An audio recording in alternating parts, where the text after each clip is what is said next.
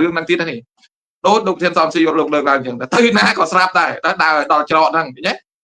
ទីមួយគេមិនដែលពឹងផ្អែកទៅលើរបបនយោបាយទៅកាន់មួយជាងគេអញ្ចឹងដោយសារអីណាកម្ពុជាយើងមិនចូលបកសម្ព័ន្ធណាមិនចូលនៅក្នុងបកសម្ព័ន្ធណាមួយនោះចុះបើយើងទៅចិនមិនចូលបកសម្ព័ន្ធកុម្មុយនីសចិនចុះបើយើងចូលទៅអាមេរិកមិនចូលបកសម្ព័ន្ធលោកសេរីចុះប្រទេសយើងមកកាន់លទ្ធិកណ្ដាលប៉ុន្តែពេលនេះកណ្ដាលអត់បានទេកណ្ដាលអត់បានដោយសារអីទីមួយការពង្រឹងសេដ្ឋកិច្ចរបស់យើងអត់ឈរលើខ្លួនយើងបានពឹងផ្អែកទៅលើគេមានន័យថាម៉េចពឹងផ្អែកជំនួយរបស់ចិនជួយពង្រឹងអំណាចណាដោយផ្ដល់ឲ្យកម្ចីមិនដាក់លក្ខខណ្ឌភ្ជាប់ណាក៏ប៉ុន្តែសហរដ្ឋអាមេរិកនិងសហគមន៍អឺរ៉ុបគឺជាទីផ្សារដែលយើងអាចទៅរកយកប្រាក់មកអភិវឌ្ឍប្រទេសបានដោយមិនចាំបាច់ពឹងទៅខាងណាទេឃើញទេប៉ុន្តែយើងដើរជ្រុលគេប្រាប់ថាអ្នកឯងធ្លាក់ទៅក្នុងបញ្ហាហើយអញ្ចឹងហ៊ុនសែនក៏ថាមកទេណាបងប្អូនជនជាតិទៅស្ដាប់ដែលសម្ដីរបស់ហ៊ុនសែនណាគាត់ថាចុះបើអញមិនពឹងចិន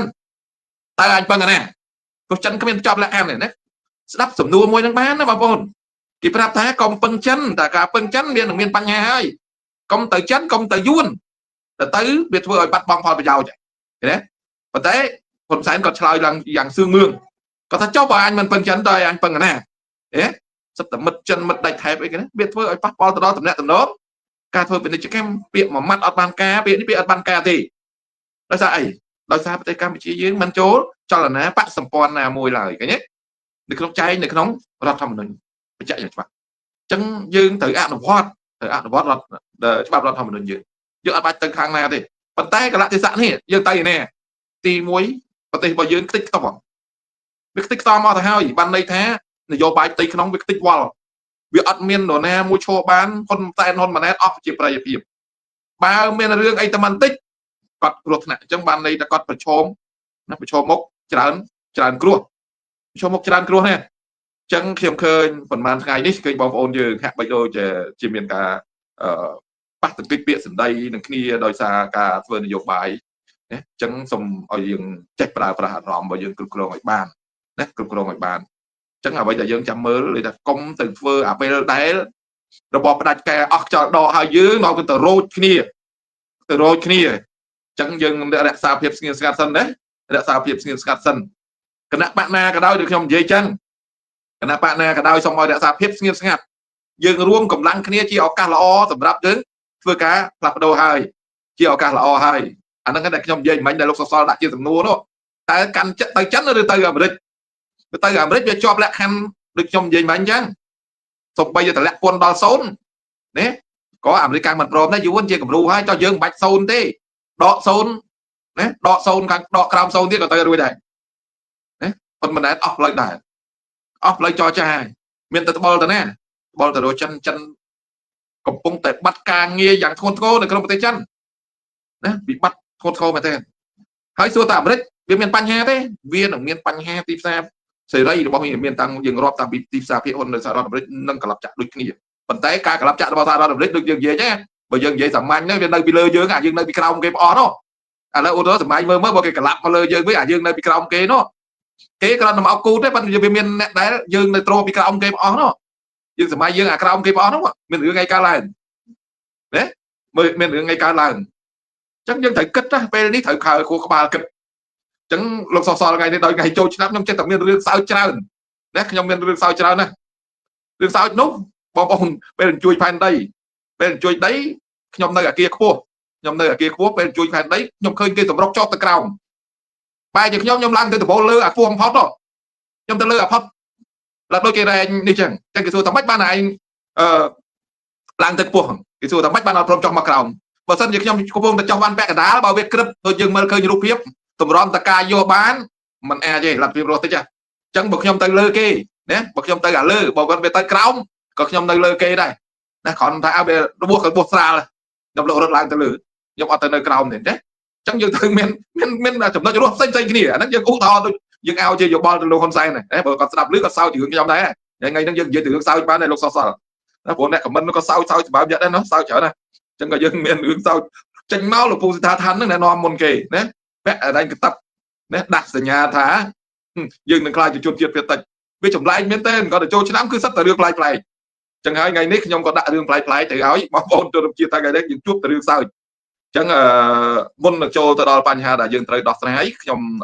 ជំរាបបងម្នាក់ដូចរដ្ឋាក៏សួរថា17មេសាឆ្នាំ1975និង17មេសាឆ្នាំ2025ខុសគ្នាបងណាបើគិតជាភាគរយខ្ញុំគិតថាខុសគ្នា 90% អញ្ចឹង 10% មិនដូរនៅក្នុង17មេសាទេបងណាវានៅក្នុងបរិបទនយោបាយក្នុងតំបន់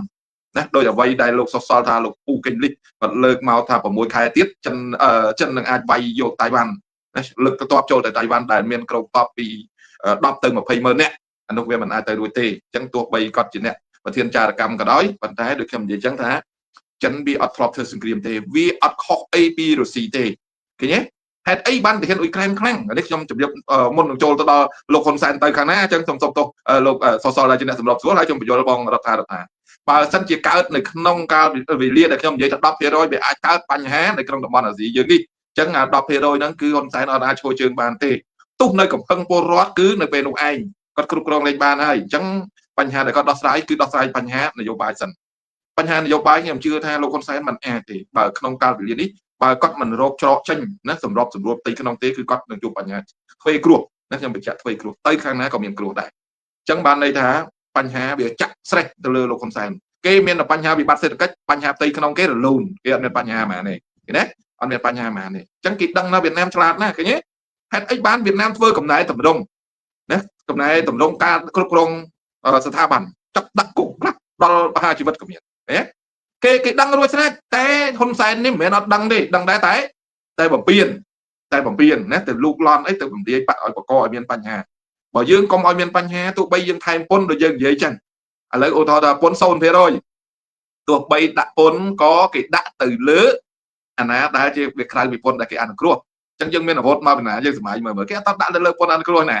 អញ្ចឹងអាពន្ធផ្សេងៗនេះគេដាក់ទៅលើពន្ធណាដែលមិនពាក់ព័ន្ធនឹងការអនុគ្រោះពន្ធនេះឃើញទេអញ្ចឹងដូចចិនហ្នឹង140ប្រមាណ%លោកសសល់ដែរប្រទេសចិនដែលអាមេរិកដាក់ទៅឥឡូវថ្ងៃនេះក៏ដកហើយក៏ដកមកវិញអាពន្ធ140ជាងនោះអត់ប៉ះទៅលើទូរស័ព្ទ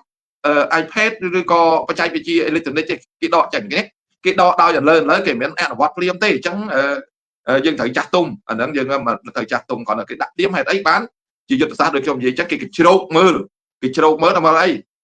វាមិនខុសពីយើងឈរមកជួណាបែរទៅមុខអញ្ចឹងគណៈកម្មការមិនអាចមើលឃើញក្រោយខ្នងណាពាក់អាវលហើយទេណាបើយើងឈរមកជួទល់មុខយើងណាអញ្ចឹងយើងចង់ដឹងថាណាពាក់អាវលហើយតំបាមែនយើងត្រូវកត់ត្រឡប់ក្រោយបែរណាយើងមើលពីក្រោយឃើញហើយណាលាកខោគូតលហើយអាវលហើយយើងមើលឃើញចឹងចិនក៏អាមេរិកក៏គាត់យកយុទ្ធសាស្ត្រមួយហ្នឹងដែរពេលដែលលោក Elon Musk និងសហការីរបស់គាត់ឡើងមកកលុកពិភពលោកនេះតិចទៀតគាត់នឹងចេញទៅគឺពេលដែលគាត់ចេញទៅអ្វីដែលគាត់នៅគឺគេអនុវត្តគេសម្រួលមកវិញឃើញទេគាត់អត់នៅទេគាត់មកកលុកហ្នឹងទូអង្គកលុកឲ្យវល់មើលឃើញអំពើពុករលួយស្អីរាប់តាំងពីរាជណាមកចេញអស់លិចចឹងវាហែងណាគេហែងមកអាក្រក់ឡើងមកលើអស់ក្រោយពីឡើងមកលើអស់ឲ្យកុំព្រួយអីដូចខ្ញុំនិយាយចឹងកុំឲ្យព្រួយពេកចឹងវានឹងទៅវិញណាក៏ប៉ុន្តែបើនិយាយរឿងវិបត្តិសេដ្ឋកិច្ចចាប់ពីថ្ងៃហ្នឹងតទៅគឺវិបត្តិសេដ្ឋកិច្ចពិភពលោកអញ្ចឹងវិបត្តិសេដ្ឋកិច្ចពិភពលោកដូចខ្ញុំនិយាយអញ្ចឹងបញ្ហាវាទាញទៅពិភពលោកប៉ុន្តែរាល់ថ្ងៃនេះគេមិនតាន់ចាប់ផ្ដើមមានផងយើងមានតាំងពីយូរណាយើងមានតាំងពីយូរអញ្ចឹងបើចាប់ផ្ដើមមានដូចខ្ញុំនិយាយអញ្ចឹងយើងមានបញ្ហាច្រើនណាស់សិតតែមានបញ្ហាអញ្ចឹងហើយដែលចំណុចដែលយើងត្រូវដោះស្រាយគឺយើងត្រូវដោះស្រាយបញ្ហាផ្ទៃក្នុងយន្តការផ្ទៃក្នុងគឺជារឿងមួយចាំបាច់ទីបំផុត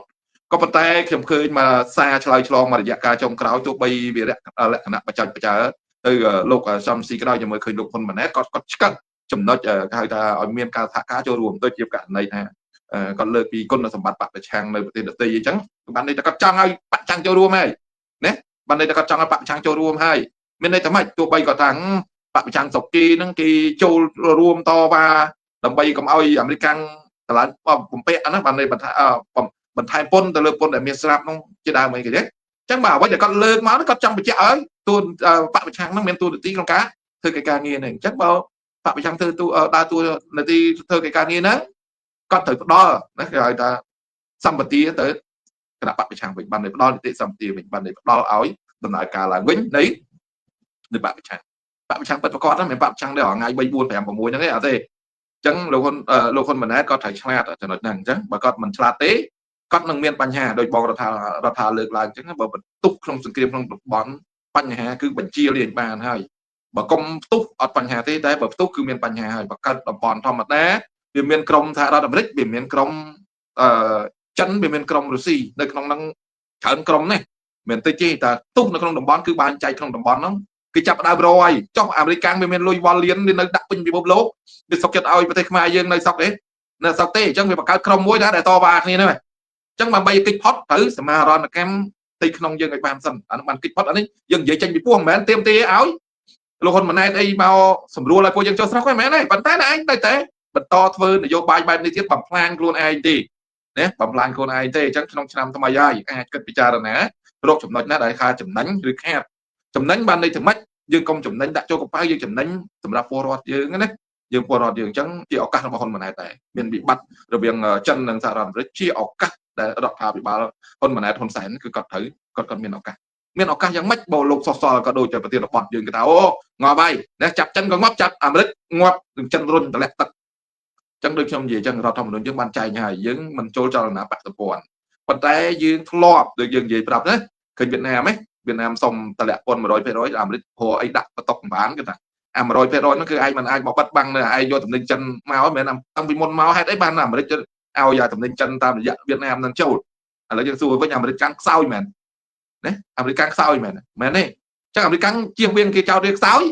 វាប្រាប់ថាមានអំពើពុករលួយណាប៉ុន្តែសួរថា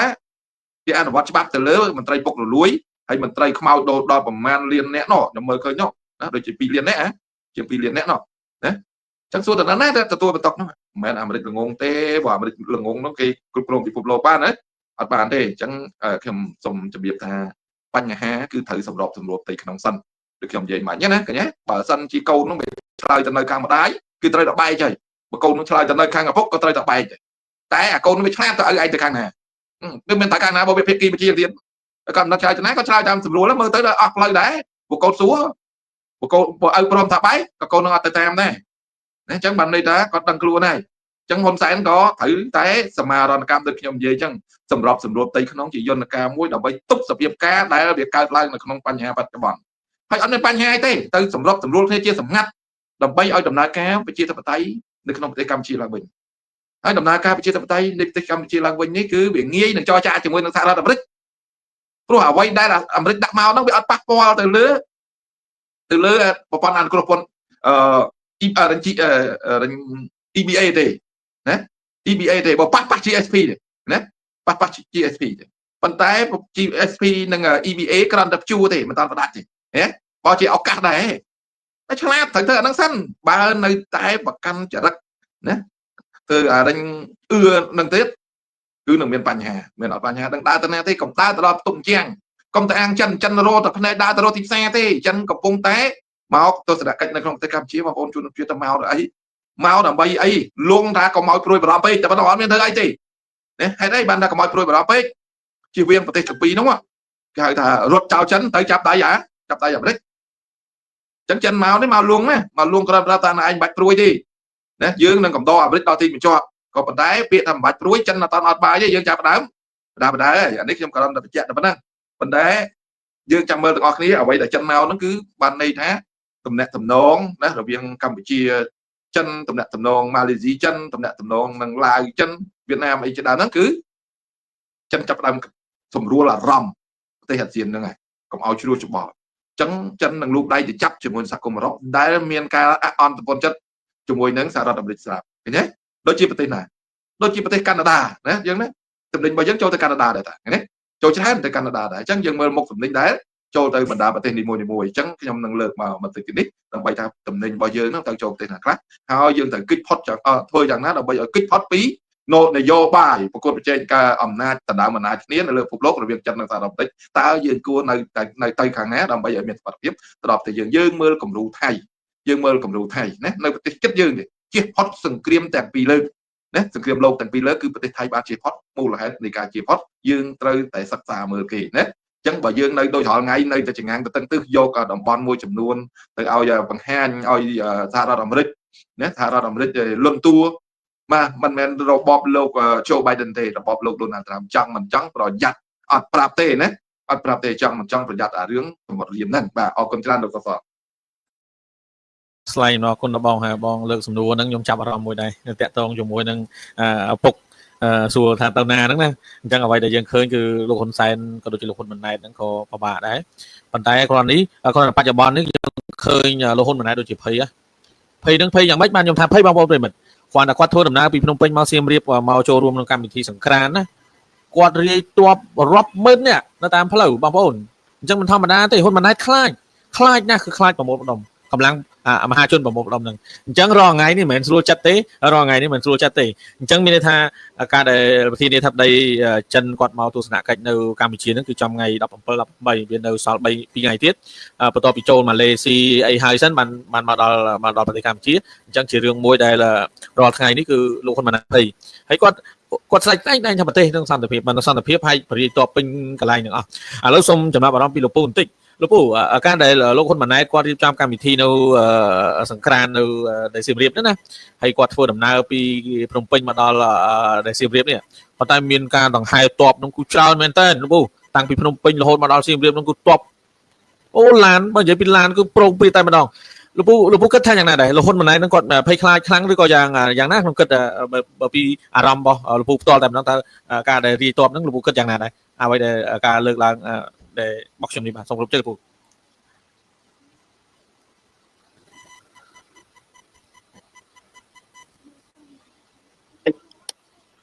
រឿងដែលអព្យាក្រឹត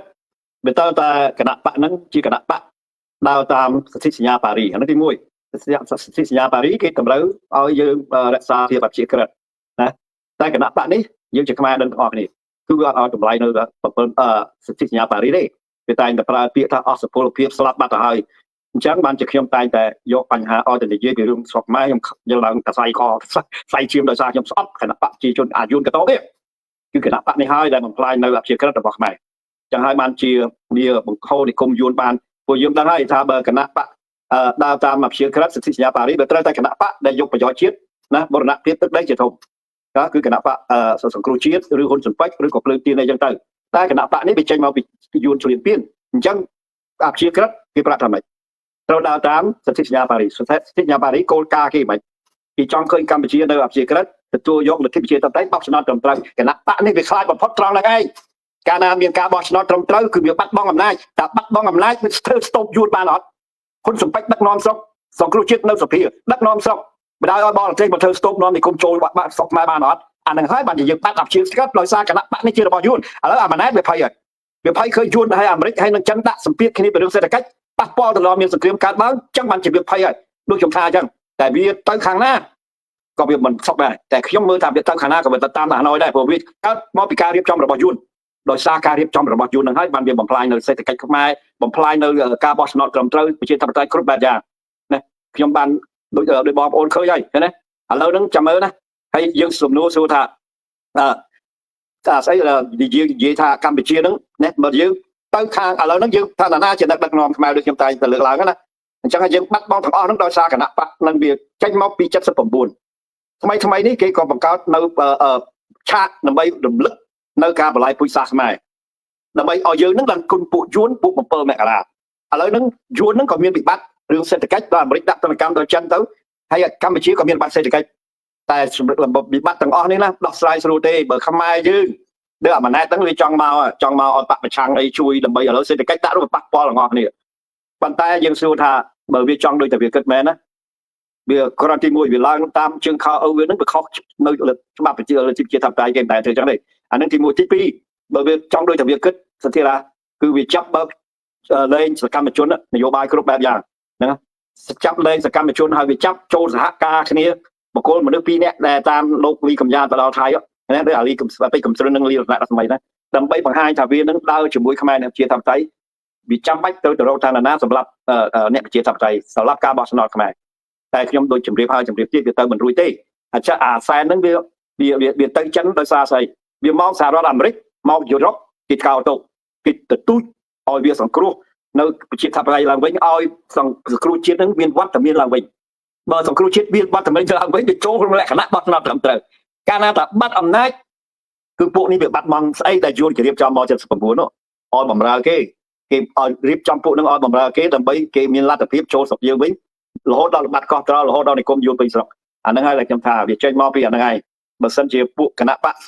យើងប្រជាធិបតេយ្យដឹកនាំស្រុក យើងដើរតាមអាព្យាក្រឹតណាខ្ញុំបានឲ្យសារទៅវាហើយរបស់ជារុនសែនខ្ញុំថាបើឯងស្រឡាញ់យួនស្រឡាញ់កម្ពុជាដោយឯងគិតថានាំខ្មែរយួនមករំដោះខ្មែរណាមកដល់សប្តាហ៍ថ្ងៃនេះឯងយកតែសិទ្ធិសញ្ញាប៉ារីសមកអនុវត្តប្រទេសណាដាក់ទាស់ស្រុកខ្មែរក៏បានដែរណាប្រទេសណាក៏ដោយតែហេតុអីបានចិនយកមកដាក់អញ្ចឹងវាមើលឃើញថាគណៈបកនេះវាមិនមែនដឹងថាពួកអានេះរំលំអាប៉ោតអាប៉ោតហ្នឹងកាលហ្នឹងគេមានចិននៅពីក្រោយខ្លាំងហើយណាពួកនេះរំលំអាប៉ោតហើយណាយកទឹកដីខ្មែរបានគ្រប់គ្រងលាវបានហើយសេដ្ឋកិច្ចគេដើរត្រូវជាមួយអាមេរិកទៀតអញ្ចឹងចិនវាមើលឃើញណាមើលឃើញបើអាយួនខ្លាំងទៅយកអាមេរិកទៀតសន្តិសុខវាយ៉ាប់ហើយអញ្ចឹងវាត្រូវតែចុះមកដល់វាចុះមកបញ្ហាវាច្បល់ឥឡូវដល់គេដាក់បទកម្មទៅលើវាផងហើយសហរដ្ឋអាមេរិកទនកម្មក៏ប៉ះពាល់ផងជាមួយយុរ៉ុបជាមួយអីផងច្បល់ពេញអាហ្នឹងតែយើងជាខ្មែរវាសោកស្ដាយបើយើងពួកបើខ្មែរអ្នកជាតិនិយមដឹកនាំស្រុកខ្ញុំហើយនឹងអ្នកទាំងពីរនាក់អត់យើងមានត្រូវការជជែកទៀតយើងបាត់ឈឹងហ្មងគឺថាដើរនៅប្រជាធិបតេយ្យអាមេរិកក៏ត្រូវចិនក៏ត្រូវតែដូចខ្ញុំលើកឡើងអាសែនវាមកជាមួយអាមេរិកមិនកើតមិនបងប្អូនឃើញគេថាមិនខ្លះណាគេដាក់សម្ពាធគ្រប់បែបយ៉ាងតាំងពីឲ្យដោះលែងសកម្មជនឲ្យគោរពសិទ្ធិមនុស្សឲ្យបើកចំហនៅការបោះឆ្នោតហើយអាទាំងវើទាំងអស់នោះហើយតែពួកនឹងទទួលយកមិនបានឲ្យគេទទួលយកបានគឺបាត់បង់អំណាចគឺជួនចូលពេញស្រុកនឹងអត់បានទេតែមានពួកជាយុទ្ធដឹកនាំយើងបានគេបន្តជិះជាន់យើងនិងគេបង្ហូរនិគមគេបានអាហ្នឹងវាលើកដាវាណាអញ្ចឹងបានខ្ញុំថាឥឡូវហ្នឹងវិបត្តិសេដ្ឋកិច្ចហ្នឹងចាំតែមើលទៅម៉ាណែតចំពោះខ្ញុំគណៈបកប្រជាជនជាគណៈបករបស់យួនច្រើនជាងចិនគណៈបកដែលចិនកុម្មុយនីសចង់បានហ្នឹងត្រូវអាយួនវារំលំរួចទៅហើយគឺប៉ុលពតណាអាហ្នឹងយើងដឹងទាំងអស់គ្នាហើយអញ្ចឹងហើយបានជាចិនវត្តមានចុះមកកគុកកក្រែកខាងលិចនៅកម្ពុជាជារបស់ចិនសម្ងាយខ្ញុំមើលឃើញខាងរៀមណាខាងកើតគឺយួនឥឡូវចាំមើលឥទ្ធិពលពីហ្នឹងវាវត្តរត់គ្នានឹងមានសង្គ្រាមឡើងដោយជំនាន់ប៉ុលពតណាខ្មែរខាងក៏ខាងចិនទៅខ្មែរខាងយួនទៅតែខាងយួនតិចណាបងប្អូនខ្ញុំសូមជម្រាបឲ្យដឹងទាំងអស់គ្នាពីធ្នូបដិវត្តពីធ្នូសង្គ្រោះជាតិអីពីធ្នូនោះមានតែក្បាលអាហេសរឹមហើយអាហ៊ុនសែនរត់ទៅយួនទេថែមទាំងអាយួនចាប់ដាក់គុកទៀតផងអញ្ចឹងវាអត់មានខាងគណៈបកប្រជាជននឹងវាមានខ្មែរប្រមាណទេមានប្រមាណក្បាលហ្នឹងហើយដល់អញ្ចឹងហើយយួនបញ្ចូលមកបានវាបង្កើតណាវាបង្កើតជាគណៈបកមួយទៅឥឡូវមានគណៈបកយួនហ្នឹងគណៈបកប្រជាជនហ្នឹងភាគច្រើនតែនិគមយួននេះគេគ្រប់គ្រងតែយើងជាខ្មែរយើងឃើញបទពិសោធន៍នៅយួន79ជ្រាបទៀតយើងជាខ្មែរយើងដឹងអត់ច្បាស់ណាតាំងពីក5អីចឹងហើយបានជាវាចាញ់ឆ្នោត93អញ្ចឹងហើយគណៈបកប្រជាជនហ្នឹងយួនគ្រប់ស្ថាប័នថែមទាំងនិគមគេចូលមកដល់សប្តាហ៍ហ្នឹងប្រហែលជា5លាននាក់ប្រហែលប៉ុណ្ណឹងចុះមិនក្រំពីហ្នឹងទេអញ្ចឹងហើយបានជាសប្តាហ៍ហ្នឹងកម្ពុជាវាគ្មានសន្តិភាពត្រង់ហ្នឹងហើយត្រង់តែភាពថាគណៈបកមួយបំរើមហិច្ឆតាគេហើយថែមមាននិគមគេចូលទៀតឥឡូវហ្នឹងនិគមយួនហ្នឹងកំពុងភ័យដោយសារវិបត្តិជាមួយចិនរឿងសេដ្ឋកិច្ចជាមួយសហរដ្ឋអាមេរិកអញ្ចឹងហើយបានអាម៉ាណែតខ្ញុំប្រាប់វាហើយថាណាវាចង់ដើម្បីប៉ុន្តែយើងនិយាយទៅវាអត់ប្រយោជន៍និយាយជាមួយពួកគណៈបកប្រជាជនគឺនិយាយអត់ប្រយោជន៍ហ្មងណាខ្ញុំបានឲ្យសារវាថាហេតុវាថាអត់ប្រយោជន៍ព្រោះគ្រាន់តែអាការបោះឆ្នោតត្រឹមត្រូវវាមិនទទួលយកយើងជាខ្មែរយើងដឹងបាត់ហើយហេតុអីបានជាវាខ្លាចនេះអាការបោះឆ្នោតត្រឹមត្រូវបុកប្រហែលទាំងអស់តែខ្ញុំលើកឡើងហ្នឹងហើយណាបើគេយកទឹកដីយើងគេចង់ចូលមកបោះឆ្នោតជាមួយយើងជាខ្មែរណាអញ្ចឹងហើយបានជាចំនួន2013សោះសល់ឲ្យលើកធ្វើដើម្បីបោះឆ្នោតឲ្យលេខ4នាំយួនចូលស្រុកហើយឃើញអាម៉ាណែតទេវាឡើងបានប្រហែលឆ្នាំមុននោះស្អីវាចាប់អារម្មណ៍ដល់និគមយួនទៅជាខ្មែរនោះអាហ្នឹងហើយតែខ្ញុំនិយាយបាទចឹងខ្ញុំគ្រាន់តែផ្ដាំទេខ្ញុំថាពិភពលោកគ្រោះថ្នាក់ណាស់គ្រោះថ្នាក់ត្រង់ថាវាតែងតែរឿងជារឿយកាលណាសង្គ្រាមសេដ្ឋកិច្ចប៉ះពាល់ដល់ការរស់នៅប៉ះពាល់ដល់ប្រទេសពេញពិភពលោកសពថ្ងៃនេះពិភពលោកគេកំពុងដើររកសម្ព័ន្ធមិត្តគេណាពេលណាតែប៉ះពាល់ហើយមិនដូររឿងសេដ្ឋកិច្ចនឹងដោះស្រាយគ្នាតាមសន្តិវិធីដូចជាលោកថ្នាក់ដឹកនាំនៅសិង្ហបុរីគាត់និយាយទេណាវិបត្តិនៅខណ្ឌមានគាត់ថារឿងវិបត្តិសេដ្ឋកិច្ចហ្នឹងវាគួរតែចរចានៅក្នុងពិភពលោកហ្នឹងឬដោះស្រាយពីរឿងសេដ្ឋកិច្ចពលសេដ្ឋកិច្ចប្រទេសនីមួយៗវាខុសគ្នាប្រទេសតូចប្រទេសធំតែកម្ពុជាហេតុអីបានជាគេដាក់ដល់49នឹងមានពីរលក្ខណៈទី1កម្ពុជាបំពេញនៅស្អីដែលសង្គមយុរ៉ុបនិងប្រជាធិបតេយ្យគេចង់បានណាម្ល៉េះហើយគេដាក់49តែខ្លួនឯងនោះអ្នកដាក់យកពន្ធដារអាមេរិកតែចូលទៅកម្ពុជា100%ជាងអានឹងហើយបានជាគេឆ្លើយតបគឺត្រង់វាថាម៉េចវាឆ្លើយតបទៅប្រទេសណាដែលយកពន្ធអាមេរិកខ្លាំងណាដល់ចឹងហើយកម្ពុជានឹងយកពន្ធអាមេរិកខ្លាំងហើយមិនដើរតាមសិទ្ធិប្រជាធិបតេយ្យទៀតបំពេញតែស្អីដែលគេឲ្យអានេះគ្រប់ពន្ធគ្រប់បែបយ៉ាងវាពីរជាន់ណាអានឹងហើយបានខ្ញុំថាខ្ញុំគ្មានស្អីទេបងប្អូនខ្ញុំមិនគ្រាន់តែបងប្អូនចាំមើលទាំងអស់គ្នាណាយើងជាខ្មែរខ្ញុំសោកស្ដាយណាខ្ញុំសោកស្ដាយមួយជំនាន់ខ្មែររងតែដកដង្ហើមអត់រួចតាំងពីសង្គ្រាម70ជំនាន់ខ្ញុំនឹងភាសាទៅអាយួនកតោបនោះចូលមក79នឹងភាសាទៅអាសន្ធិសញ្ញាគេបំពាក់ឲ្យយើងនៅតែវិភាគពីរឿងបាត់បង់សេដ្ឋកិច្ចបាត់បង់ប្រជាធិបតេយ្យបងប្អូន ពិនិត្យឲ្យស៊ីជម្រៅទៅបើការបាត់បង់ទាំងអស់នោះចេញដូចតែខ្ញុំលើកឡើងអត់មែនឬអត់បងប្អូនសាកគិតទៅមើលដូចខ្ញុំថានិយាយរំលឹកហើយរំលឹកទៀតសធារាលោករាំងស៊ីអ្នកប្រជាធិបតេយ្យជាមួយនឹងគណៈបកប្រជាជនចុះឲ្យអ្នកណាខ្លះគេស្រឡាញ់ជាតិហើយនឹងពួកហ៊ុនស៊ុបិចដឹកនាំស្រុកនៅកណ្ដាលវាទេបងប្អូនតើជួនធ្វើស្ទូបពេញស្រុកខ្មែរបានអត់សំណួរសួរចេះតើជួនអាចយកកោះត្រល់ខ្មែរបានអត់អញ្ចឹងវិបត្តិខ្មែរវាចេញមកពីជាតិមហិតមកចេតនាដែលគេសរសេរដំណើរឈ្មោះទៅពីខាងលិចវិជាការពិតអញ្ចឹងហើយបានជាខ្ញុំរៀបចំមកហើយខ្ញុំគឺគិតណាបើគ្មានវិបត្តិនយោបាយតំបន់តាមភូមិសាស្ត្រថ្មីនេះអាចទៅជាសង្គ្រាមណាយើងជាខ្មែរគ្មានរឿងបម្រាស់ដូចទេចំពោះខ្ញុំមើលឃើញដោយសារនិគមយួនពីពេញមកហើយអញ្ចឹងយើងសង្កឹមទៅលើភូមិសាស្ត្រនយោបាយបើវិបត្តិសហរដ្ឋអាមេរិកឆ្លោះជាមួយនឹងលោកកុម្មុយនីសដូចជំនាន់ខ្ញុំការហ្នឹងវិបត្តិលោកសេរីលោកកុម្មុយនីស70ណាឆ្លោះគ្នាវាយតប់គ្នាពេញឥណ្ឌូចិនតើណាចំណេញគឺយួនសហរដ្ឋអាមេរិកតើចេញគឺយួនចំណេញយើងយួនចំណេញយើងមើលរូបភាពអីខ្លះមើលរូបភាពកោះត្រល់មើលរូបភាពស្ទូបយួនយើងដឹងថាយួនចំណេញហើយដូចគ្នាវិបត្តិនយោបាយកើតទៀតសង្គ្រាមសហរដ្ឋអាមេរិកនិងលោកកុម្មុយនីសទៀតតើណាចំណេញយើងចាំមើលទាំងអស់គ្នាចំពោះខ្ញុំមើលឃើញថាបើកម្ពុជាដឹកនាំដោយប្រជាយួនកម្ពុជានៅក្រោមអាណានិគមយួនបើកម្ពុជាទៅណាយើងជាអ្នកប្រឆាំងយើងជាអ្នកការពារទឹកដីយើងទៅតែផ្ទុយនឹងវាមិនខ្វល់ដល់ប្រទេសណាទេនឹងដើម្បីរក្សាទឹកដីបានសេដ្ឋកិច្ចជារឿងក្រោយបងប្អូនសេដ្ឋកិច្ចរឿងយ៉ាងចុះឡើងម្ដងចុះម្ដងឡើងជារឿងធម្មតាតែកាលណាយើងមិនដល់ឲ្យជនជាតិមួយគណៈបកមួយប្លន់ទឹកដីយើងណាគឺចប់សេដ្ឋកិច្ចឡើងដល់ពពកតែយើងជាជនជាតិភាគតិចនេះជាគំរូកំខ្ញុំរំលឹកបងប្អូនខ្មែរវាអត់សំខាន់ទេដោះចោលពេលណាក៏បានដែរតែយើងចង់បានកម្ពុជាជារបស់ខ្មែរណាវាត្រូវតែដកពួកគណៈបកនេះចេញត្រូវតែយកពួកនឹងចេញពួកនឹងសធារាអាម៉ាណែតវាគ្មានចេតនាចរចាជាមួយយើងទេអត់ចង់បកប្រឆាំងចរចាទេបើវាចង់ពិតប្រកបណាគឺវាលេខលោកថាសិដ្ឋានឹងសកម្មជននយោបាយគ្រប់បែបយ៉ាងបើវាចង់ពិតប្រកបណាវាបកលអាពេជ្រកំស្រិននឹងអាលីរតនៈរស្មីហើយដើម្បីបង្ហាញថាវានឹងជាខ្មែរបាត់បង់ខ្មែរណាម្នាក់បាត់ប្រទេសប្រជាធិបតេយ្យណាចាប់ចងគេម្នាក់ស្មើនឹងបាត់បង់គ្រប់រាជាណាចក្រកម្ពុជាតែយើងមើលវាធ្វើចឹងបានអត់បើវាធ្វើបានអត់ខ្ញុំមាន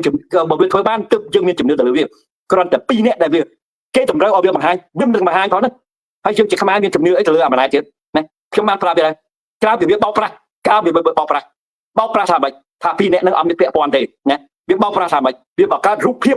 ណាពេលដែលចូលឆ្នាំប្រហែលថ្ងៃនេះទៀតវាឆ្លៀតចំណេញនយោបាយទៀតវាបង្កើតរូបភាពជាឆាកល្ខោនឲ្យយើងរំលឹកថារបបប៉ុលពតជារបបបល្ល័យពូជសាសន៍ឲ្យយើងដឹងគុណពួកវាទៀតតែពួកវានេះហើយដែលតាមសម្រាប់លោកលីកំយ៉ាដល់ថៃគឺពួកវានេះហើយដែលធ្វើឲ្យសធារារត់មកដល់ថៃគឺពួកវានេះហើយដែលចាប់ចងគណៈបកអ្នកដែលគេស្រឡាញ់ជាតិអ្នកជាបតៃគឺពួកវានេះហើយចាប់ចងអ្នកដែលស្រឡាញ់បរិស្ថានលក្ខណៈណាមួយកម្ពុជាជារបស់ខ្មែរបងប្អូនយកសម្ដីខ្ញុំទៅគិតបើសិនជាកម្ពុជាជារបស់ខ្មែរនោះហើយយើងមានមោទនភាពនឹងចូលរួមតែបងប្អូនការសម្ដែងនៅអង្គរវត្តប្រហែលថ្ងៃទៀតស្គប់ស្គីដាក់ភ្លើងគ្រប់បែបយ៉ាងមិនដែលមានរបបណាដែលគេធ្វើលើកស្ទួយបព្វធម៌ដូចជំនាន់នេះទេតែការលើកស្ទួយទាំងអស់នេះគឺជាការបោកប្រាស់តាមពិតវាបំផ្លាញបព្វធម៌ខ្មែរសូម្បីតែសាសនាក៏ដូចគ្នាដែរអញ្ចឹងហើយបានជាសាសនា